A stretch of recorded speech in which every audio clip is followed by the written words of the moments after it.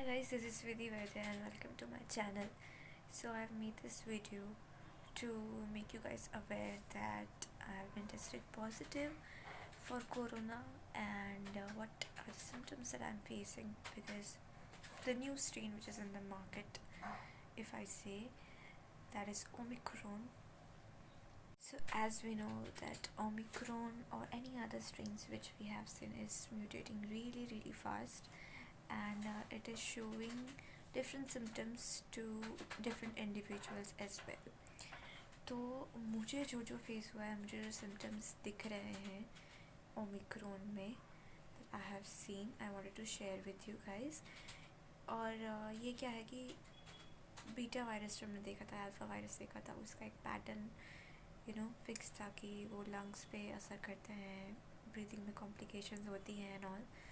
But as I have seen around me to the peoples and as to me also, that Omicrons have different symptoms and it really variable to each and every person out there. So मुझे जो face हुआ है वो मैं आप लोगों को बताना चाहती हूँ. तो अगर आप लोगों को भी ऐसे सिम्टम्स जो है वो दिख रहे हैं, सो आप जल्दी से जल्दी डायग्नोस करवाने में देरी ना करें कि आपको भी कोविड है.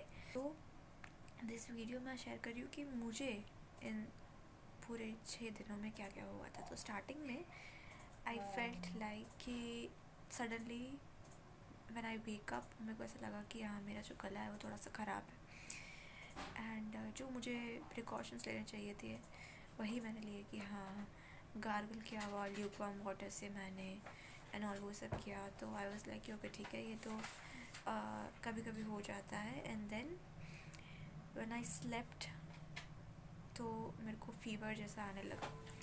तो फर्स्ट डे मेरे को बहुत फ़ीवर था. मैंने मम्मी को उठाया कि मेरे को बहुत फ़ीवर हो रहा है, बहुत अनईजीनेस हो रहा था एंड नाइट स्वेट्स जो है मेरे को वो शुरू हो गए. एज़ मैंने कुछ ऐसा कंटेंट अपने बालों में डाला था जो एक्चुअली मेरे को पता था कि एलर्जिक है, तो आई थॉट कि एलर्जिक सिम्टम्स हो सकते हैं, उसकी वजह से शायद मेरे को कुछ ऐसा हो रहा है. नेक्स्ट डे अगेन मेरा गला जो है वो ज़्यादा चॉकअप होने लगा. तो मेरी मम्मी बोल रही है कि ठीक है, now it's the time, you can have something और एनीथिंग, कि हाँ नॉर्मल फ्लू या फिर थ्रोट इन्फेक्शन हो सकता है. तो शी वाज लाइक कि ओके, हल्दी वाला दूध देती हूँ, फिर मतलब जितने भी वो काढ़ा वगैरह है वो सब मेरे को पिलाने लगी. And then for a while I thought कि हाँ, ये तो वर्क करेगा ही बिकॉज दिस इज़ ओके. दूसरे दिन रात को जब मैं सोई तो उस दिन मैं वापस 4 बजे जग गई. 4 बजे जगने के बाद I felt so uneasy and my sister was also, she is like तू कॉन्सर्ट कर रही है रात को, because I was making so many voices. I am feeling very uneasy at that moment. And फिर मैंने दूसरे दिन मेरे पापा ने बोला okay, now this is the time we have to consult the doctor. तो हम लोग जब डॉक्टर के पास गए, then the thing happen, he said okay, जो गले में चॉकअप हो रहा है या फिर आपको थोड़ा सा कफ है, इसका सब सिम्टम्स है कि आपको ओमिक्रॉन हो सकता है, क्योंकि ओमिक्रॉन जो है वो जनरली थ्रोट को पकड़ता है. So he said okay, rapid test करवा लो. तो we did the rapid test हमने करवाया विच came out. So he said that okay, इतना कुछ है नहीं क्योंकि ये तो वायरल सिम्टम्स ही लग रहे हैं, रैपिड तो नेगेटिव आया है. तो उन्होंने मेरे को जो नॉर्मल दवाई होती है, नॉर्मल पैरासीटामॉल है या फिर एंटीबैक्टीरियल जितनी भी मेडिसिन होती हैं वो मेरे को रेकमेंड की. एंड मैंने जब वो ली तो उसके बाद भी मुझे रात को सेम सिचुएशन हुई मेरे साथ एंड मैं वापस 4 बजे उठ गई. I don't know what is this thing for 4 बजे. तो फिर ऐसे सब मेडिसिन के बाद भी मेरे को ये सब होने लगा. And then my father said okay, वापस जाना पड़ेगा, क्योंकि क्या हो रहा था कि मैंने मम्मी को बोला कि तू मेरे को सारी गर्म चीज़ें दे रही है जिससे मेरा थ्रोट जो है वो वापस अच्छा हो जाए, इन्फेक्शन हट जाए, but it's not working like that. मतलब ऐसा हो रहा था कि जब मैं गर्म चीज़ें खा रही थी तो मेरे को और ज़्यादा तकलीफ़ होने लग गई थी. तीसरे दिन मैं जब उठी तब तो ऐसा लगने लगा कि मैं कुछ अपना सलाइवा भी अगर स्वेलो कर रही हूँ तो कान में से जो है वो मेरे स्पैज़म्स निकल रहे हैं एकदम ही. अब एज़ मैं अपना सलाइवा भी swallow नहीं कर पा रही थी, तो बाकी कुछ भी चीज़ खाने का सोचो भी मत, राइट। बट इवन जो ज़्यादा से ज़्यादा पेन किलर्स होती हैं वो मैंने खाई हुई थी, doesn't make any difference, okay. तो फिर पापा ने बोला कि okay we need to do something about it. तो मैंने पापा को बोला कि देखो मेरे को ऐसा लग रहा है कि जैसे मेरे गले में किसी ने रेज़र घुमा दी हो, ठीक है।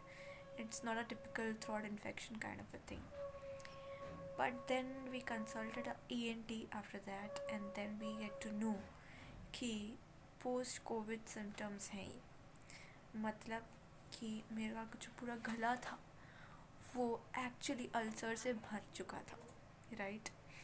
And it wasn't a throat infection, होगा भी I don't know, but it was originally a ulcer, was covered by ulcer, and ulcer happened because of COVID, and that is because that is the new symptom of Omicron, right?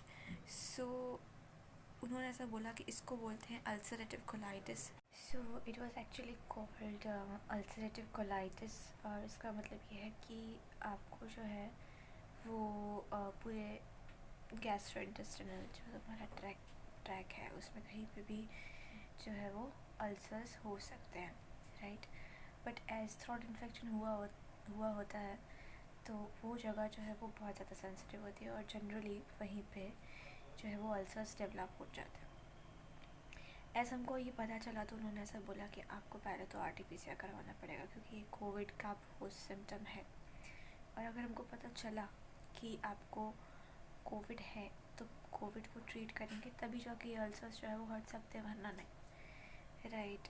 So RT-PCR के बाद I get to know today that I have been tested positive, और मुझे Covid था इतने दिनों से, right. सो अगर आपको कुछ भी ऐसे सिम्टम्स हैं वो आ सकते हैं, तो बी अवेयर।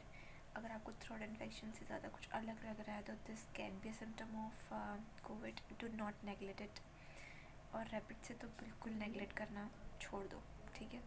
सो उसके बाद जो है वो मेरा पूरा का पूरा ट्रीटमेंट जो है वो चेंज हो गया है, एंड जो अल्सर की स्पेसिफिक दवाई जिसको बोलते हैं एंटी इन्फ्लामेटरीज, राइट, वो देना शुरू हो गया मुझे।